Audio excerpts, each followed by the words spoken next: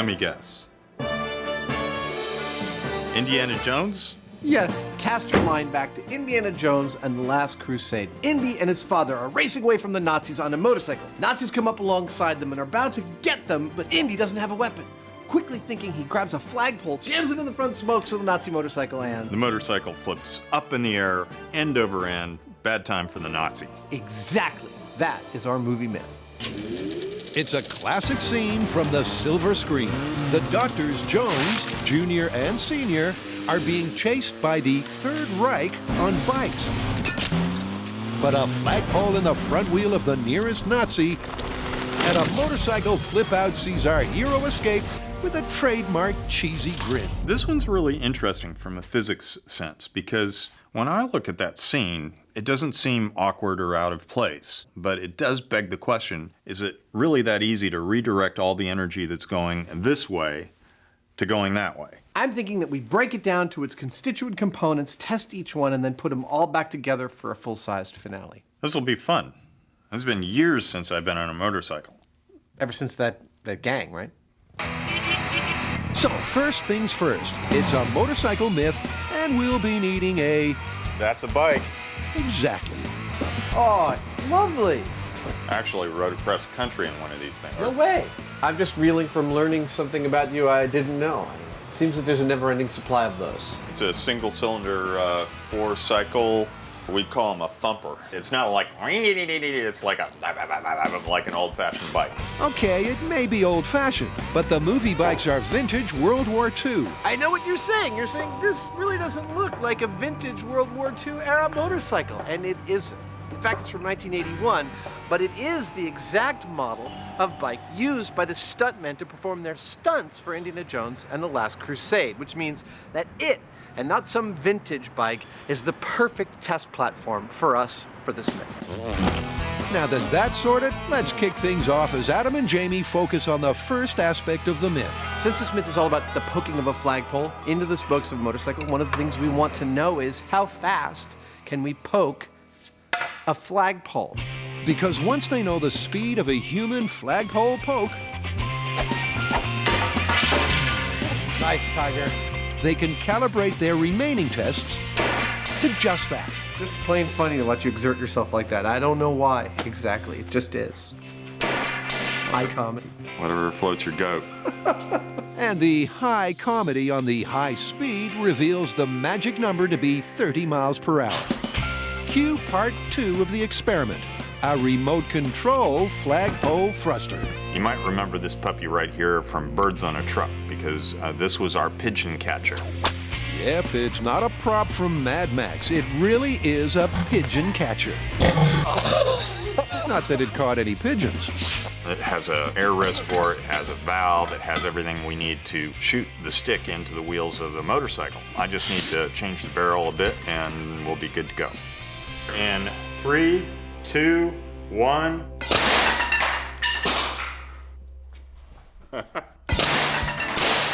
Yeah, that looked a tad faster than 30 miles an hour to me. But let's see what Adam thinks. 1.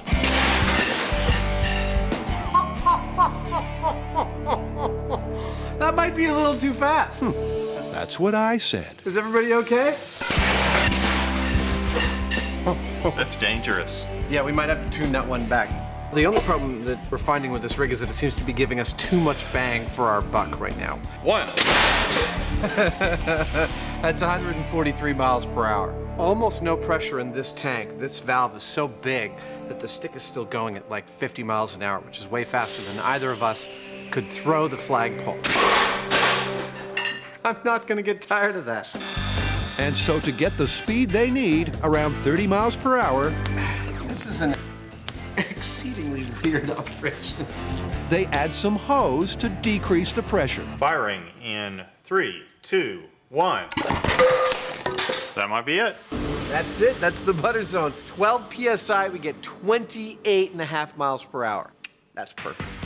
As odd as this sounds, after destroying their wooden backstop, they finally got the ex-pigeon catcher throwing a flagpole at a realistic speed.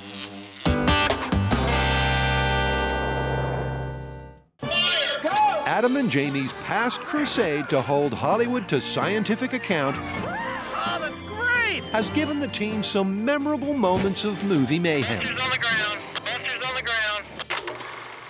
But on this Last Crusade, the team are tackling the tall tale that a stick between the spokes can cause a head-over-handlebars flip.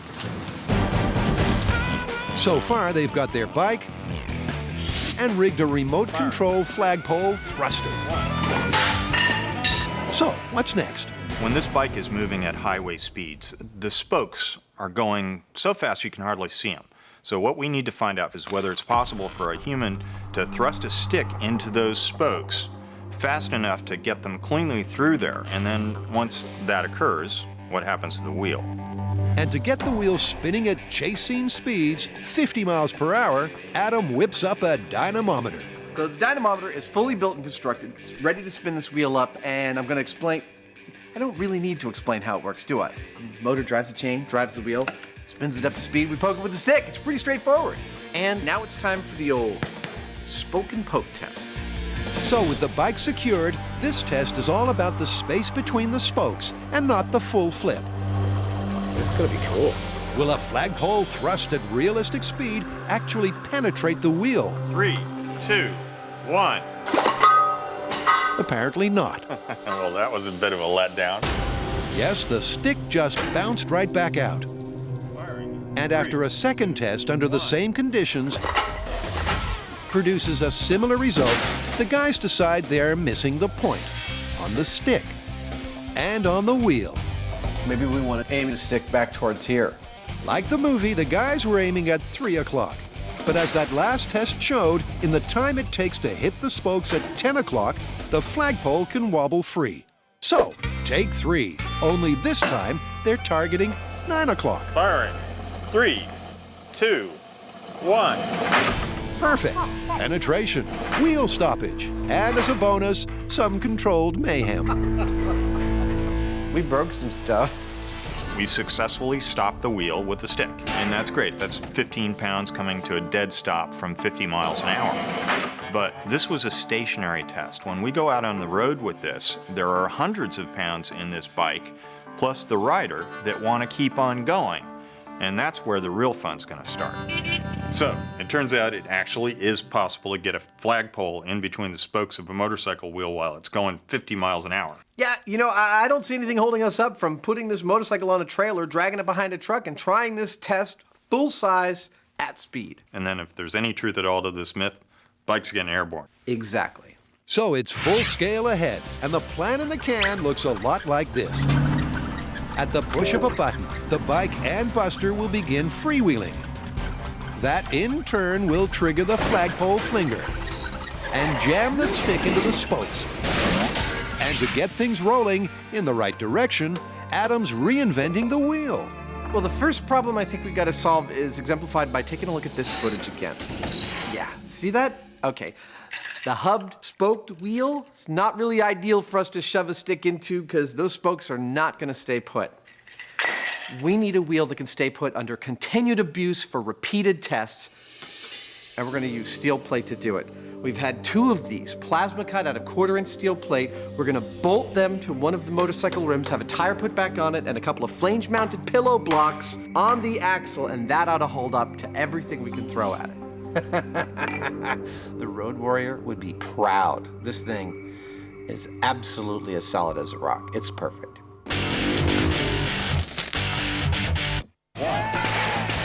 Jamie and Adam are flipping out, That might be a little too fast.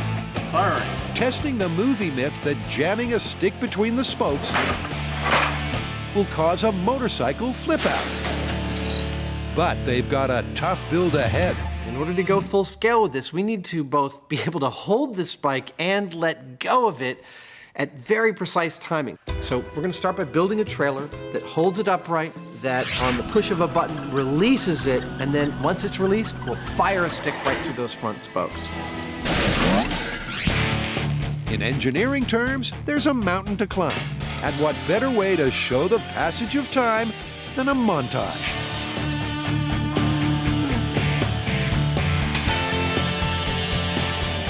And a cross-dissolve later, the rig is ready to roll.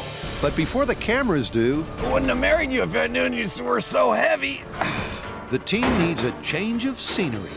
Ready? Yep, let's go. And the location they've chosen is, surprise, the disused runway at Alameda. It's a good day for a motorcycle accident. I think so. Let's make a few.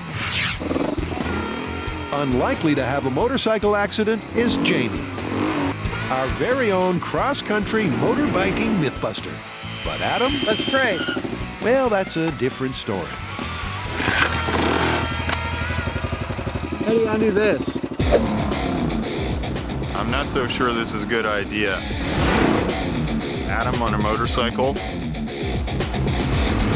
Even with seat belts, I worry about Adam. Are you done yet? We got some work to do. Let's get busy. All right, let's do it. Oh! Ah. So while Jamie reassembles the trailer and release rig, Adam brightens up the bike for its big scene. And then gives Buster, Hey, little buddy. our soon-to-be crash victim, matching safety wear. You're not going to prison, you're going on a ride.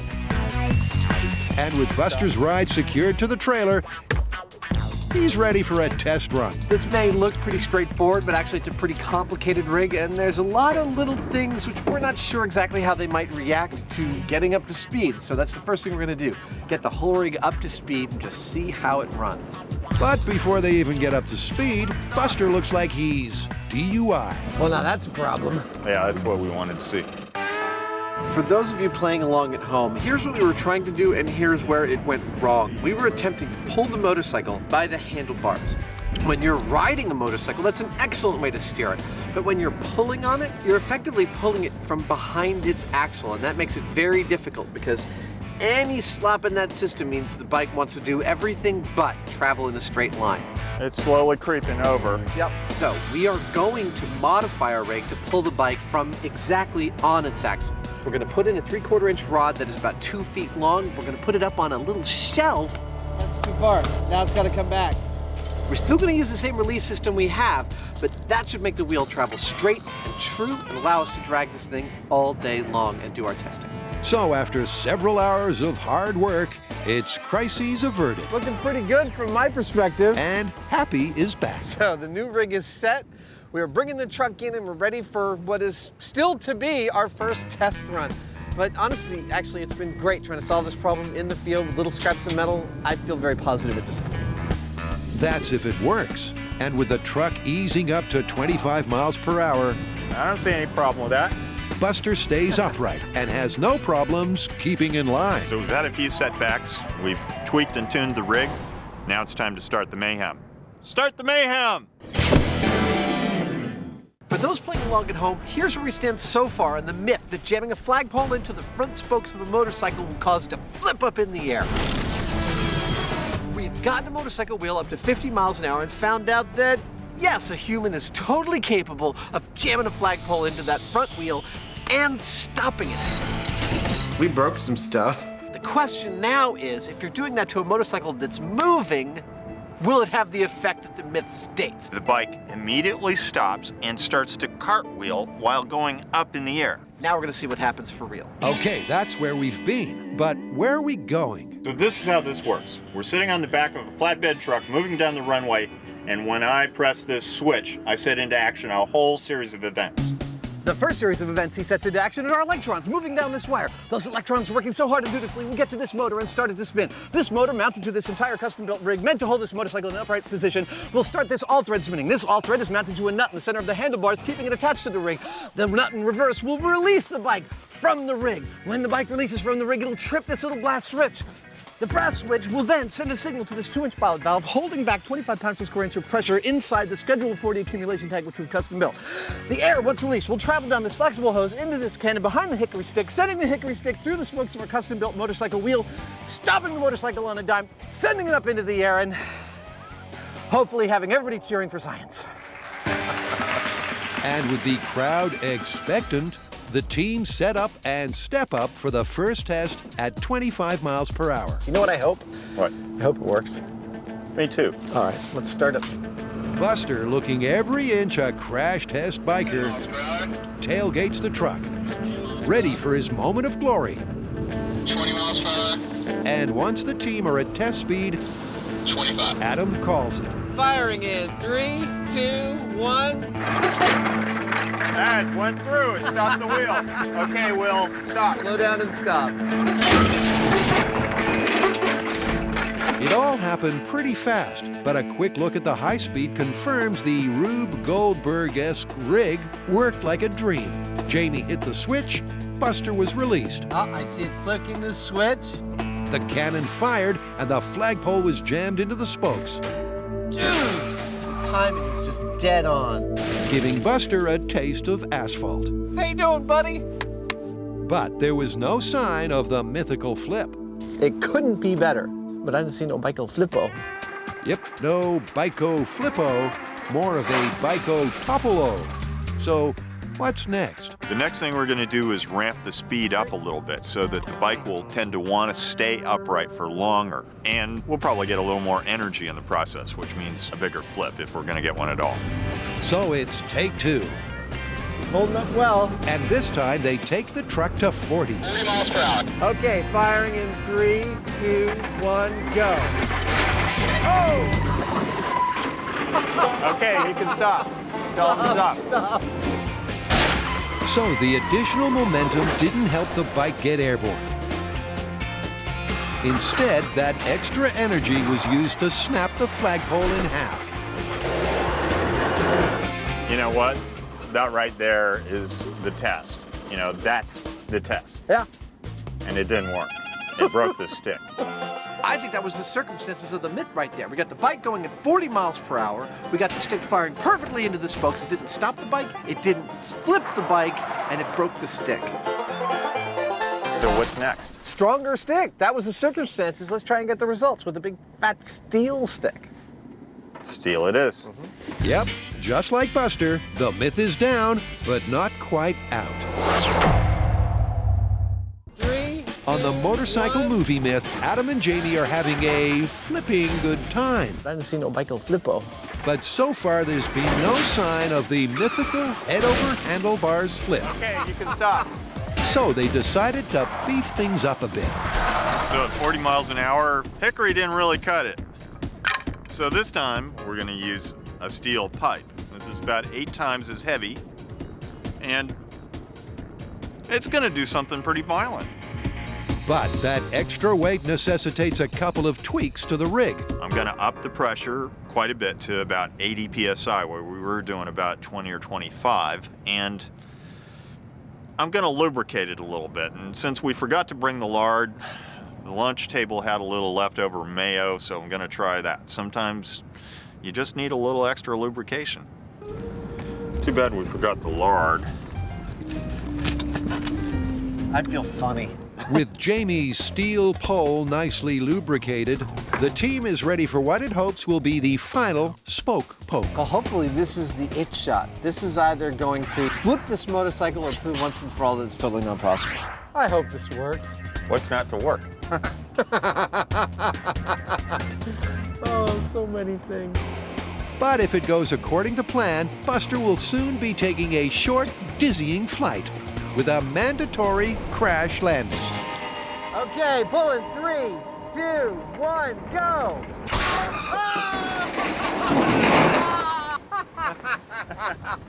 Give me 5 there. Another smooth execution by the rig, and you could say the guys are pleased. Well, that seemed to work just beautifully. It doesn't get any prettier It than was that. flawless. And the bike did not flip. No, the No tire skidded. You know, that's it. That's the perfect test. It's forward momentum. It doesn't transfer immediately to vertical momentum. It makes all the sense in the world now that I've seen it happen. You know, you could stop the bad guy that way if you happen to have a steel pipe, but it's not getting airborne. It won't happen. It's going to do exactly that. Dude, that totally worked. Freaking A. The most important thing to keep in mind about this test is the traction between this wheel and the road surface. Nice work, Buster! If you bring the wheel to a dead stop, like you will if you put a stick between the spokes, it's going to skid. You're going to lose control. It'll slip out from under the bike and it's all over. It will not get it airborne like it did in the movie. Oh, so satisfying. So, no Biko Flippo, even with the mayo. You know what we have to do though now? We have to finish on a bike that's doing a flip. Hook or by crook, we have to finish with that. Physics 1, movies 0. And so it's back to the shop to square the account and find out the physics of film effects. Dude, check this out. It looks like this whole scene is just a trick of editing. You can see that when the bike takes off, it's totally stationary. And if I frame forward a couple frames, you can see a small explosion underneath. That's a classic Hollywood sleight of hand. Yeah, it's pretty clear that if we're gonna do this Hollywood style, we're gonna need some explosives to get that bike in the air. We need a boom. Exactly. Yep, so the key is TNT. And with that in mind, our special effects specialists get back to work. This is what is known as a mortar. Now, this is what is going to make the bike do what we couldn't do with a stick through the spokes. We're going to fill this with gunpowder. We're going to put it underneath the bike, and it's going to fire a bunch of black powder, shooting the bike way up in the air and spinning while it does it. To survive that black powder-powered flight, the bike gets a once-over from Adam.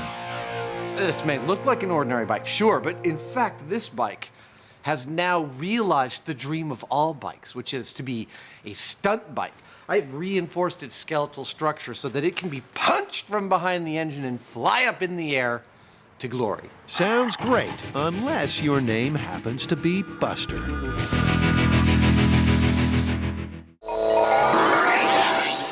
Welcome back. Here's where we stand. We have already busted the myth that if you jam a flagpole into the spokes of a motorcycle at speed, that it will flip end over end. Totally not possible within the laws of physics. Now, Jamie and I are going to do it Hollywood style with our favorite tool, explosives. In Hollywood, also, geeky television show hosts get to dress up like their favorite movie heroes. That's the only crack I know. I can't crack like that, ow. And pretend to be in one of their favorite movies. All right, let's get to filming. And to make sure this silver scene recreation is spot on, the bike and Buster get a makeover by the wardrobe department. It looks good. And Buster is given no choice about his participation in the upcoming stunt. This is how the old Hollywood stuntmen used to do it. Wire me in, they'd scream. Buster's old school. With our very own member of the Third Reich on his bike, the guys, with the help of Matt the Pyro, prepare the mortar that'll send Buster into the air. We've got this mortar with a plate right on top of it. That plate is welded to the bottom of the motorcycle. It's very secure. When that gunpowder goes off, the plate is going to go up, and that's all there is to it, except for one thing, and that is any air in the mortar would compress. Going back on? So to deal with that problem, we've put sand in there. The sand will not compress, and it also adds a certain mass that will literally push the bike up in the air without us having to use massive quantities of explosives, which would cause other problems. With Jamie applying the finishing touches, Adam takes delivery of the final piece of the puzzle. Dude, I totally want one of these. So now, Adam's got the ride to go with the outfit. Awesome. Look, it's got a seat for Jamie and everything.